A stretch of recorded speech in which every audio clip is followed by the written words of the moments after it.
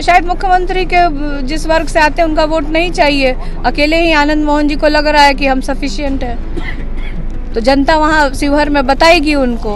Good evening, good evening, good evening. पहले बताओ। ने फिर से आपके परिवार पर अटैक किया, कहा है इतने ज्यादा बच्चे पैदा करना चाहिए, सब लोग आप अपने परिवार में ही रख रहे हैं, बेटी को दे रहे हैं, बेटे को दे रहे हैं, इन्वॉल्व कर रहे हैं। क्या बोले हैं चाचा जी के लिए, क्या बोले हैं, मतलब समझ में नहीं आ रहा क्या बोले हैं इस पे। नहीं, मंच से उन्होंने ये बात आज कही है, इस तरह का बोलना चाहिए। अब बिहार की जनता समझेगी कि बिहार प्रदेश के मुख्यमंत्री जी क्या कहना चाह रहे हैं।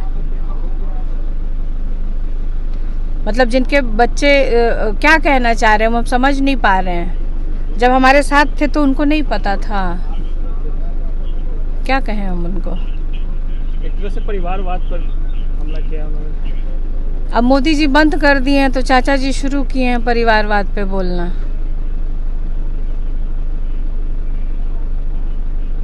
मंच साझा करने से भी बच रहे हैं मोदी जी और नीतीश जी एक स्टेज पे। ये तो खैर उनका अपना डिसीजन है। दोनों दल जेडीयू और भाजपा के लोग क्या कारण है, तो ये तो मीडिया के लोग को पूछना चाहिए दोनों दल के नेताओं से कि आखिर कारण क्या है। हम लोग को तो बहुत सारे कारण समझ में आ रहे हैं, लेकिन आप लोग उसको सार्वजनिक करिए कि आखिर कारण क्या है। क्या कहीं से उनको मतलब समझ में आ गया कि हम लोग कमज़ोर पड़ रहे हैं, बिहार की जनता साथ नहीं दे रही है, इसलिए लोग अलग अलग कर रहे हैं कि आप इधर करिए सभा, हम कहीं और करें। क्या है कारण, तो यही लोग बताएंगे ना। कल 4 सीट पे वोटिंग हुई, फर्स्ट फेज खत्म हो गया, क्या रुझान, क्या फीडबैक आप लोग को मिला? जो फीडबैक हम लोग को मिला है वहाँ से कि बहुत अच्छा रहा इंडिया गठबंधन के जितने भी प्रत्याशी हैं, और वो लोग जीत रहे हैं।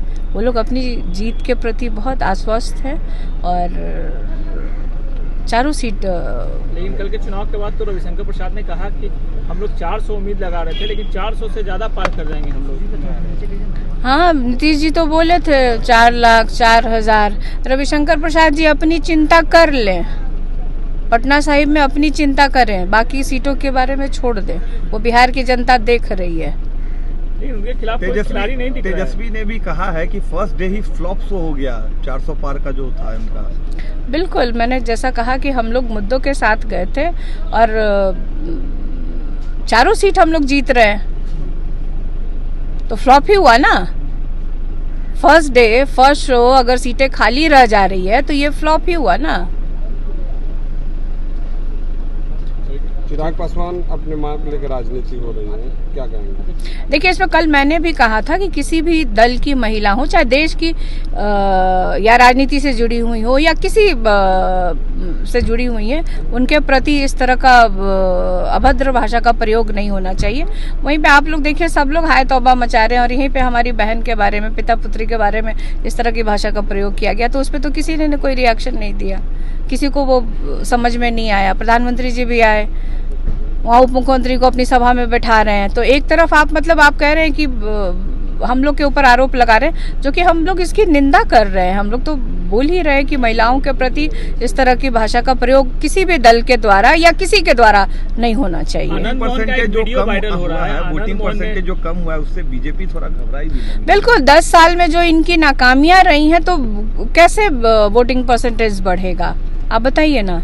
कुछ किया नहीं इन लोगों ने देश में, जो वादे किए थे वो पूरे नहीं हुए, यही कारण है वोटिंग परसेंटेज घटने का। आनंद मोहन का एक वीडियो वायरल हुआ है जिसमें वो मंच पर साफ तौर पे कह रहे हैं मुझे कुर्मी, कुशवाहा, बनिया का वोट नहीं चाहिए, नहीं इन लोग से वोट मांगेंगे। देखिए, ये तो हम लोग कह ही रहे हैं कि इन नेताओं के कथनी और करनी में बहुत फर्क है।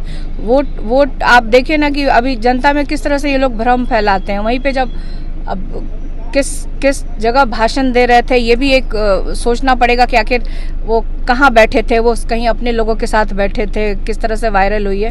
तो मैं यही कह रही हूँ कि प्रधानमंत्री जी घूम घूम के कह रहे हैं कि हमें सबका वोट चाहिए, सबका साथ और चाहिए, और वहीं पे उनके जो उम्मीदवार हैं जेडीयू के, वो इस तरह की उस वर्ग से आते हैं जिसका वो विरोध कर रहे हैं।